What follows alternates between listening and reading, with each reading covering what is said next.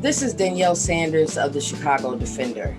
With the increased number of police-related killings of Black people, the topic of police reform is a heavily debated and discussed subject. There is much work to be done to reform and overhaul a system rooted in systemic racism and injustice. From police departments, states' attorneys' offices, the judicial system, and the state and federal government, the nation must reckon with this. The recent guilty verdict in the Chauvin trial once again raises the question, what does police reform look like? Today, we are talking to Chief Mitchell Davis, the newly elected and first Black president of the Illinois Association of Police Chiefs, and Jacob Blake Sr., activist and father of Jacob Blake. On August 23, 2020, Jacob Blake, a 29-year-old Black man, was shot in the back 7 times by Kenosha police. His life forever changed.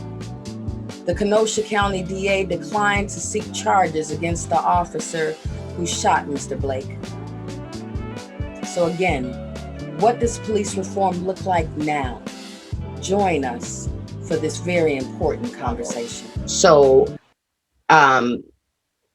in your opinion, did the guilty verdict in the Chauvin trial, does that help when we're talking about police reform, the potential to actually start doing something to combat this issue? Well, I think the verdict, as far as actually helping with reform, I guess it's it's a small step in the right direction. What I mean by being a small step, the verdict in itself, we'll see. The sentencing hasn't happened yet, so right. We've been at this party before, so right. We have the sentencing has not happened yet. So the verdict in itself was a good thing, but the process I think was the major move forward, and as it pertained to his murder. Was the fact that you had other officers that, and executives, the chief and other officers that came forward and they crossed that blue line that often existed and still exists in some circumstances in our profession. And they crossed that line in order to do what was right. And so, I think that for me, one of the biggest things that comes out of this is my ultimate dream would be that those of us who know that there are things that are being done wrong, intentionally or not, but when we see these things happening, that everybody is empowered to be able to speak out and to act out when these things are actually happening, not just after the fact, but to prevent them from even getting to a level whereby which someone actually loses their life. Right. And that's one of the things that I found interesting that's actually included in not only the George Floyd and Policing Act, but also the legislation just signed by Governor Pritzker. This ability for members of law enforcement to say something if they see anything without potential retaliation, for lack of a better word. What do you think? You're a member of law enforcement, have been for quite a while. And what do you think police reform looks like? So there's a few things that need to happen. Legislation can provide direction for us, but until the culture of law enforcement, the internal culture changes, we can legislate all we want, but until we address the culture itself, legislation may try to direct the culture, but until we actively address the internal culture that exists in law enforcement, then we're not going to make the strides that we need to make. So that's one of the most important, if not the most important thing for me. And I've been preaching and teaching about the need for cultural change within law enforcement for many, many years now. I've traveled the country doing it. I still do it. And this was just another instant by which the culture caused a man to lose his life, because those other 3 guys, in hindsight, you hear, so-and-so just got out of the police academy, and, God bless them, the culture did not allow them to say anything. No matter what they may have thought that, hey, this dude is losing his life. The fact that you got a 24-year veteran that's doing this and you're just out of the police academy, that has to change. So that's an instant of what I'm talking about, that what's wrong is wrong. If you see something that's wrong, then you should have the ability without repercussion to interject and to make sure that it doesn't rise to a level where someone loses their life or and even not to that level, just because somebody is mistreated. And when you talk about changing the culture, like I can't imagine how you even begin to do that. You know what I mean? Like where you're addressing cultural bias, stereotypes, people's backgrounds, everything that they bring into the job, everything that we all bring into our jobs. And I know you're newly elected president. How do you even begin to attack that issue from the inside out? So I've been speaking on this for some years now, and just kind of in general, you can't ride a ship on a dime. It's a gradual process. And for me, there's a few different things that need to happen. The first thing is that, we got to work with attrition. Those folks those people who have been around and they've got this old mindset, as they go, God bless you, go. And we've got to get leaders in place that want change. If the leadership isn't looking for change, nothing's going to change.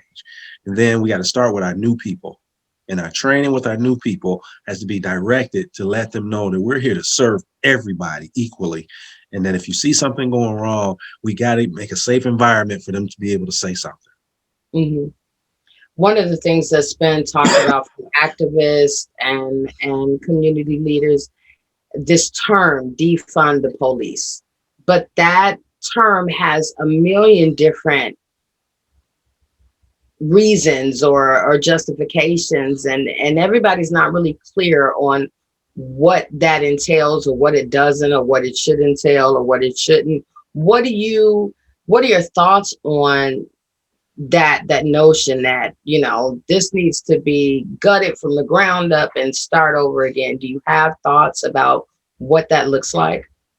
So as you said, there's many different definitions. The one that I kind of go by is the reallocation of funds.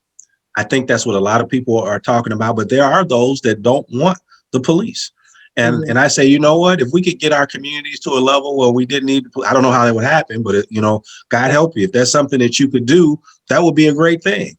But what I believe most people are talking about is reallocation of funds. And what I say about that is in the 90s, in the late 90s, defunding already happened, but it wasn't of police.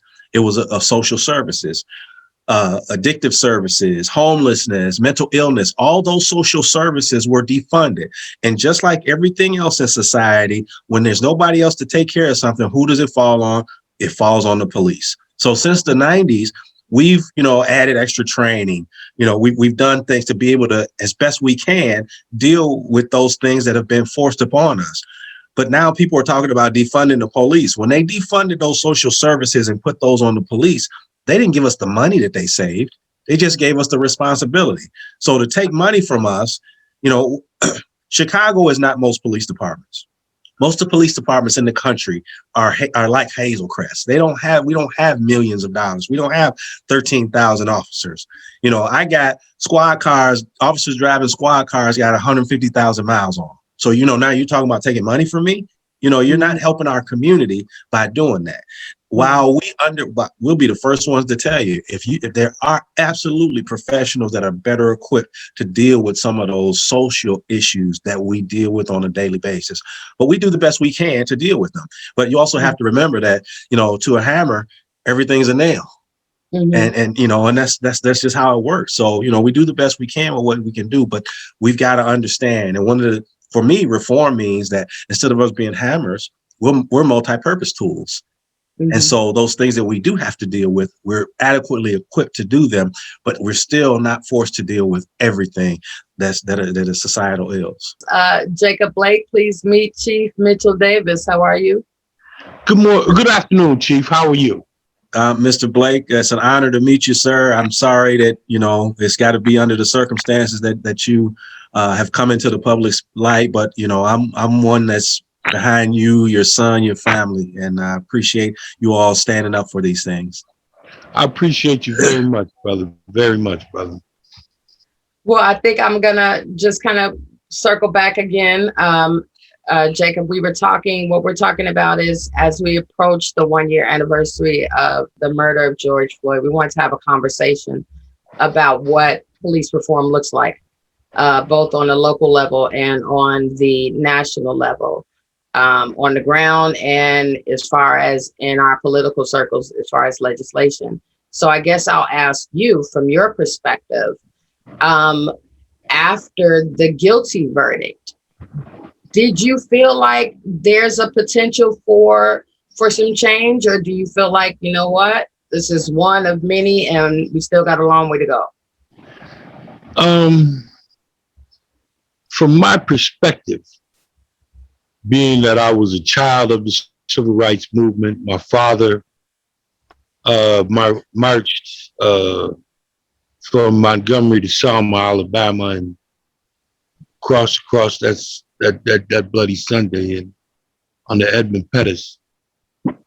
We've never been considered in the same realm as our counterparts, and in order for us, after I heard the verdict, I said, that's a step, a half a step in the right direction, because we have so many things and so many different issues that we need to, first of all, the immunity of the police has to be rejected.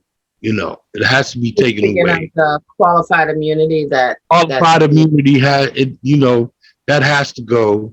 That's in the George Floyd Policing Act.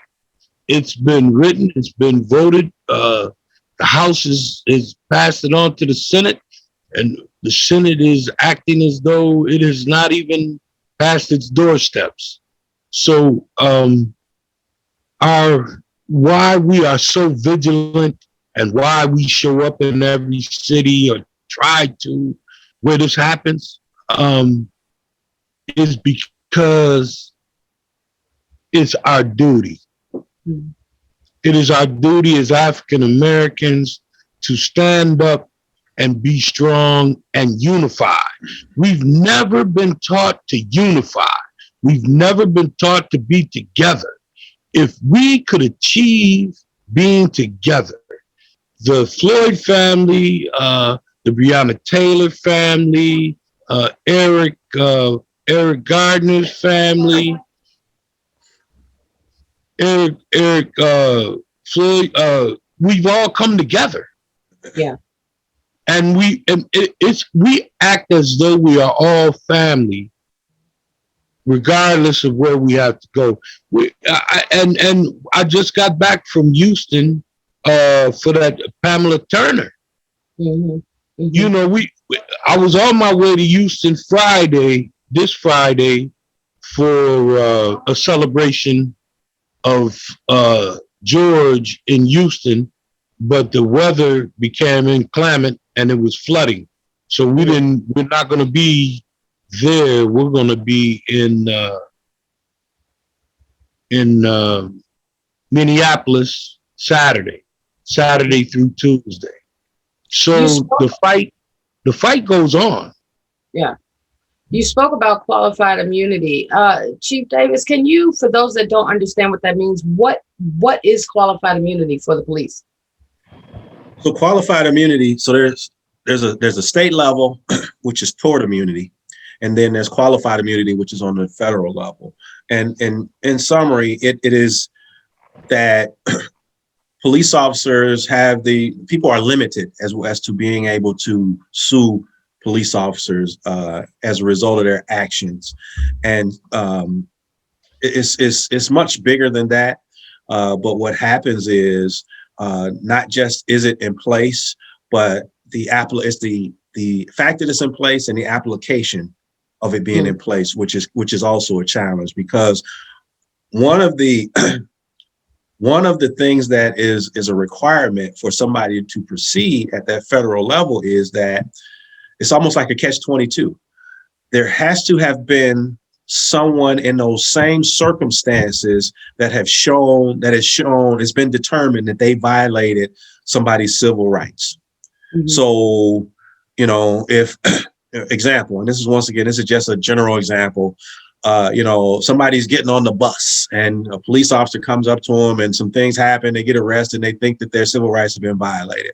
Well, when they take that to the federal level in order to file suit, and this is where the application comes into play. Judges have determined that, unless this happened to somebody that was getting on the bus, you can't proceed with this. If somebody was getting in a car, it happened to somebody who was on the bus, but it happened to somebody in the car, but it wasn't on the bus. So we can't proceed with it. So it's the application and it's the actual verbiage of it.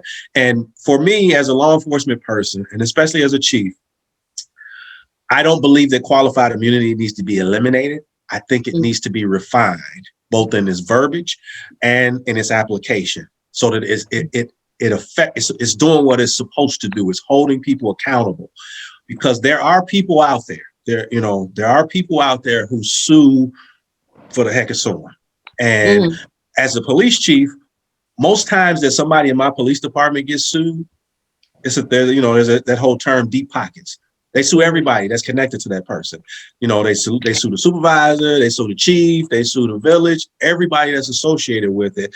And I might have been on vacation in Timbuktu when something happened, but because I'm the chief, that happened. So that would affect me as well, as far as, having some protection under the law. So absolutely, it needs to be addressed and it needs to be refined. It needs to be looked at again so that it holds officers who are out there doing things they got no business doing accountable for what they're doing. Jacob, we were talking before you joined us about the entire concept of defunding the police, what that looks like, because there are a million different definitions of what people think that is. And one of the things that Chief Davis kind of mentioned was not necessarily defunding, but reallocating these funds that, it's semantics. We want the same thing that the chief wants.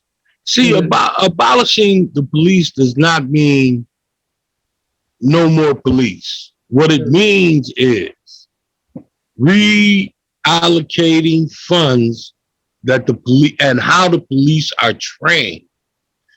Because I'm from North Carolina. Well, not from, but I live there now, but I'm from Chicago. So when I'm a PTA member. So when I meet with the board and the schools that are doing horrible, have been doing horrible for 30 years, I say we need to start from scratch. Everything needs to be redone and reallocated. There needs to be a new way of teaching. If these schools are not caught up, then we need to find out why. If there are police departments that are totally racist and totally against the Black population, we need to find out why. We need to investigate why, but it has to come from a federal level. A police department should not be able to investigate itself. It should be an outside. That's like any criminal being able to. We're going to investigate ourselves. Well, one of the things I thought was very interesting, one of the points Chief Davis made was this. Prior to what we're dealing with now, there have been social services that have been defunded, right? Mental health, advocacy, and when you take away all of these things, the responsibility now, right. So how? And they're not prepared to deal with that. Right.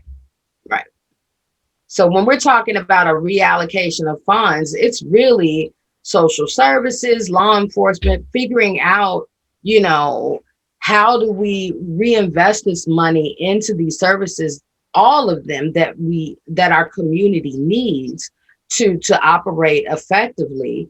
in addition to addressing the culture in law enforcement, which is one of the things that Chief Davis was talking about as far as how you address it from the inside. It And just seems like, I think Mr. Blake just said the same thing. The things he was talking about changing a police department, that's the culture. Yeah. If the culture is a poisonous culture, then you got to address that, and that's got to be done from the inside. And Thank you, it has to happen. It has to happen because it's historically entrenched in our profession. You know, when you go back to slave catchers, and then you go forward to the civil rights, the Jim Crow, who enforced Jim Crow laws? Who was beating the babies and the mothers and the fathers that's in their Sunday best? It was the police. And that was against our folks and those who were with us, who stood beside us. And then you talk about the war on drugs and things to that effect that lead to the disproportionate incarceration of folks in our communities. That, somebody with a rock gets this much time, and somebody with 3 times as much powder hardly gets anything. Right. So those are things that are institutionalized. And then when you look at, and it goes beyond just law enforcement. Back in the 80s and the 90s, when crack devastated our communities, it was them daggone drug addicts, they're taking drugs, and look what it's doing to their community. But now that opioids have taken over all communities, now it's a health crisis. It's a health crisis now. They provide now, now we put medical services, we allocate all this money. It's now a health crisis for oh my God. It's taking over that's just it's a prime example of how this whole process works, and how that's why it's Mr. Blake said it, as best we can, we've got to start over. And Mr. Blake, something that I mentioned was those folks that are leaving, that need to leave, let them go. Let them go. And then we need leadership who is of the right mindset. They ain't got to be black. They got to be of the right mindset. And then those new people that are coming in, we've got to train those new people up that, hey, this is how we do things. When I was back in 1991, when I was in the police academy, and I remember it like it was today, we had a class on gangs. And the guy was talking about the gangs, and talking about gang shootings. And this was in 1991. And he said, you know what? I'm just going to be real with you all. Sometimes we get so many homicides in the Chicagoland area. I went to Chicago Police Academy. We get so many homicides. Sometimes we just got to chalk it up that as long as they're killing each other, we got to be okay with that. And they're not killing innocent. So this is something that was told to us in the police academy. In the academy. In the police academy. So, when we talk about those people, as long as they're killing each other, those are not the people from your neighborhood. Those are my relatives. Right. That's the stuff that's taught to people, that back in 1991, they taught us that stuff. So, there's a lot to be done. Yeah. It's, when I talk about the layers, this is not a one size, sign a bill and it's all fixed. You're talking department by department, peeling back those layers and layers of. It's like an onion. Yeah. It literally like is. How? But no, we've never been looked at as diversified in any way. They've always come to us one or none. They act like we all have one mindset or all have one belief. We're just as diversified as our counterparts. There's multi-religious beliefs, multi-historical beliefs. Why are we put in one pot with one kind of water to boil us all? It's always been done. You understand what I'm saying, Chief? And back to even jump on what you said, man. Chief, I understand that it is when you were in the academy, those are young. They were talking about our people, us. So we need to see us policing in our neighborhoods. We don't need to see Billy Badbutt and his crew when they jump out and start snatching on our young people, man. That creates a hateful atmosphere. That doesn't create. When I was growing up, it used to be an officer friendly. that presented itself to each classroom of kindergartners. Without that particular kind of policing, we cannot get out of this rut that we were in. We need to rewrite, go back, and change. I'm with you. Everything you said, Chief. That's very true. I remember when my youngest son, who's now a freshman, when he was in grammar school, he expressed a desire to be a policeman. And my landlord at the time was a policeman. And just on a random day, he came down the block, asked to see my son, took him out, took him around the block in the squad car. Just, it created, all my son had heard previously was fear, fear, fear, fear. But the fact that he knew a policeman in our neighborhood that he would see and wave to him, we don't really have that. And I don't know if that is a lack of trying to get more of us to even join the ranks of law enforcement.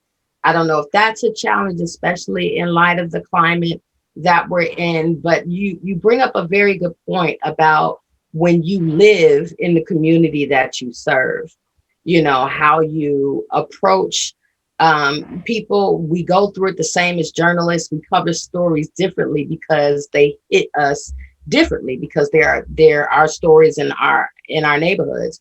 Do you guys feel the same way as far as, you know, when we're going back to actual policing in the community? Your life experiences shape you. And that's part of the things that I teach when I talk about this, is that I have experiences I've got countless experiences with the police. And I share that my two worst experiences with the police were both when I was a police officer. And one of them, I was a police chief. And in both instances, they knew I was a police officer and a police chief. And it didn't mean anything it did not stop the abusive behavior that they brought me, the humiliating behavior that they put me through. So with that, you know, I can tell my counterpart there. And once again, you don't have to be Black to want to do good. But there's just a reality that culturally we are exposed to different things. And my life experiences, I can talk to my boy all day long, but he ain't never been pulled over. And the first thing I'll let somebody know, how you afford this car? You know, what you doing in this neighborhood? You've never had that. Oh my God. And, you know, and you got your wife and your kids sitting next to you, and you have to humble yourself as a grown man. You got to humble yourself to try to de-escalate a situation. They don't have that.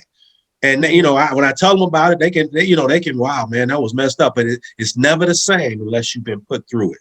So we just bring those different experiences to the table. And as a community, if we truly want to change this, we got to have Black folks get into this profession. The right Black, and once again, not just because you're Black, because there's Black folks that do wrong in this profession too. There are people of both colors that abuse authority. And so we've got to get the right people in here, and whether they be Black, white, whoever they are, people with the right mindset, the right heart. And as a chief, that's what I look for now. I don't need the biggest and the toughest guy. I can teach you how to protect yourself. I can teach you those things. I need you to be able to problem solve with the community. I need you to be able to communicate with the community. And most of all, I need you to be able to empathize with the community. Because if you don't care about the community, you're not going to do your best to take care of the community. So those are the things I'm looking for in officers. And I can teach you how, yes, you need to be able to shoot. You need to be able to defend yourself, but that's not at the top of the list. But historically, once again, in our profession, you know, we want somebody who was a soldier. You know, they somebody who the big guy, the one who could fight, man, I want this guy going in the door with me and stuff like that. While the times that we need folks like that, they're very minute. And so, you know, you hear people talking about getting away from that warrior mentality. Because of what we're faced with on the street, I don't want you to get rid of the warrior mentality, but I don't want that to be your primary mentality. I need you to be a warrior when I need you to be a warrior, not all the time. When I need you to be a warrior, I need you to be one. And we talk a lot about like this idea, like what happens, the escalation, you know, what happens. Right. Where did that mentality go? Where did it go? I was talking with Chief of Police in Evanston, Demetrius Cook. Very good friend of mine. The very dear friend. I know we share him as a friend. That's why I mentioned his name. We share him as a friend. We need to be more understanding in the recruiting division of each police department. Each police department needs to take it upon themselves to recruit the apropos candidates for these certain areas that are predominantly African American, because you feel different still today. If an African American officer presents itself to you, you can have bad or good ones in every race, but you're more likely to have lesser of an attitude, lesser of fear with someone that resembles you. Yeah. And then they don't drink the Kool-Aid. More out of the person. Long as that officer doesn't drink the Kool-Aid, because once again, there are officers of color who assimilate to that culture that exists. Right. And they abuse authority just like other folks can. Right. Yeah. I mean, I agree with you, Chief. No, I'm telling you now, I know I went to the police academy in Winston-Salem, North Carolina. And the only reason I didn't become a police officer is because I followed with my schooling and went into the EPA with water, surface drinking water. So, I mean, I'm with you. I think there should be more young men that would want to be. My son that got shot wanted to be a policeman. So I understand children wanting. It's not a bad profession. It's just it's become when there's a virus. I mean, when there's cancer, it is worse than a virus. When there's a cancer, and you cut it out, and the biopsy says it's not spreading, but we have to cut it out because you're having whole departments that are now finding out that they have police officers that are Proud Boys and Ku Klux Klansmen. So where did they go wrong? We must cut the cancer out and start anew, and start with a new diet, a new appetite that makes us healthy, that makes the police culture what it should be, a healthy group of individuals that want to protect and serve the community. I couldn't agree with you more. What can people like me, just people who care about their community, people who have sons, when we're talking about police reform, what can just your everyday people do besides voting and pushing our political leaders to pass certain legislation? But what are some practical everyday things that we can do to contribute to bridging this gap between law enforcement and our community? What does that look like? From a police standpoint, there's a couple things. From a police standpoint, those officers that you know that are good officers, promote them. Stand by those officers. Put them out there. When you're in front of the cameras and stuff like that, or you're talking to other folks and you're talking about that, this dude here, he filed, he did this here. But you know what? I know these 10. I know these people personally. I know Demetrius Cook. I know these people here, and they are great officers, and we stand by great. So that now those young people, we talk about young people getting in here, they're not just hearing just the police being put down. They're also hearing a balanced attack, that it's not just these people. It's some great officers out there that are doing what they're supposed to do. So for an everyday, it's just some real fundamental, those type things. So now all that they're not hearing only those negatives. They're also hearing that there's people that are good. And that's what I've done personally. I'm telling you, I show up in the community, and me and Demetrius sit together for hours. Yeah. So they know that I'm sitting with the police, that I've not bailed out on the police or policing. I bailed out on the ones that want to take us to the Never Land. Me and Demetrius, man, he's known me my whole life. That's a great man, great chief. He's known me my whole, and I know you know him, and I just wanted to let you know how tight. I'm talking about, he's done much for the community, man. And without people like you and like him, And they don't necessarily have to look like you. They just have to think like you. And there are white brothers and sisters out there that think like you and And think I like work you with them every day. There's chiefs every out day. there that every day that I work with. Absolutely. So, like you said, ma'am, if you reach out to the policeman in your area and you try to bridge that gap, bridge it, because eventually, if we do not get our young people back, they'll be so far gone, they'll be nowhere to be in sight. Yeah. We have to remember that we have come to the apex of our what we've done. We've done everything we could do that we're big enough to do. But we have to remember that there are those that come after us. And if we do not reach to them, we have reached nowhere. We have done nothing. Because those children, my grandchildren, my children, my great-grandchildren, we're responsible for them. We're responsible for their understanding in the community. And if we do not understand how much power it takes of cohesive togetherness, I can't even say how important it is. There's no epithet, there's no word, there's no, that it is explicitly important that we come together and understand that together we can do anything. Absolutely. Well, I cannot thank you both enough. Jacob, how's your son? I literally spoke with him about an hour and a half ago. He's as good as he can be physically for someone that was shot 7 times in their back, but his jokiness and his personality, he's wonderful with that. Me and him laugh and joke. I think that gives me the relief. The pain that I went through early on has subsided inside myself. Just knowing that he is, he calls me and we'll laugh together now.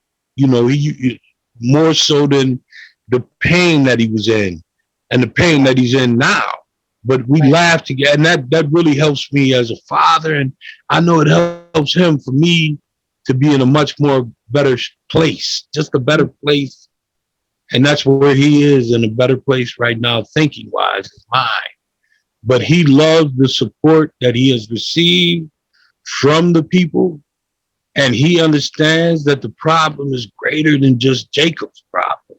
This is a problem in our society.